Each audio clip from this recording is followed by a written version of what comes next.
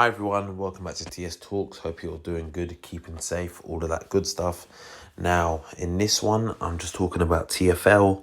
They're planning for the ultra low emission zone extension. Now, those of you that's listened to TS Talks from the beginning, my actual first ep on TS Talks was talking about this whole ultra low emission zone thing. And at the time that it was implemented, it was first just the zones which is where the current congestion charge zone is. But as of October next year, it's going to be extended to within the north and south circular roads within London.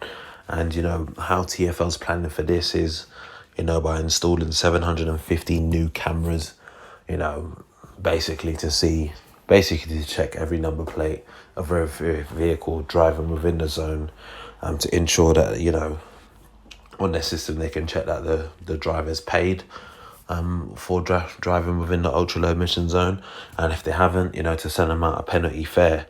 Now for me, I understand some of the reasons as to why they put in things like this ultra low emission zone, and I know they believe they can cut a certain amount of emissions and that sort of stuff, and it's good for global warming and that. And I'm obviously global warming seems to be a big issue. You've seen during the whole coronavirus pandemic, where you see certain places around the world that when people ain't there doing the mad thing for a couple of weeks, how things clear up. I remember seeing pictures of places like Venice, how clear the water was and stuff, when people were locked down for a period of time. And I definitely think this is important, but at the same time I feel again it's more of a ploy of getting more money out of people.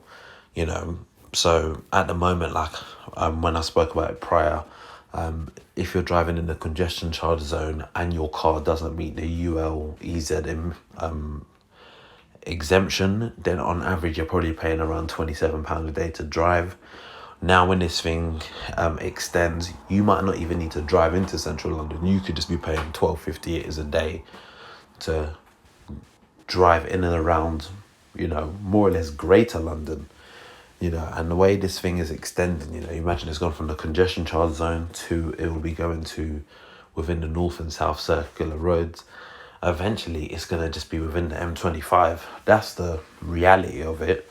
So basically, unless you got a car that that meets the requirements that you don't have to pay, you're going to be paying to drive your car every day, which to me is a bit ridiculous. But who knows what's the step forward, what's the plan, unless people are gonna protest against this sort of stuff and actually make an action plan for change.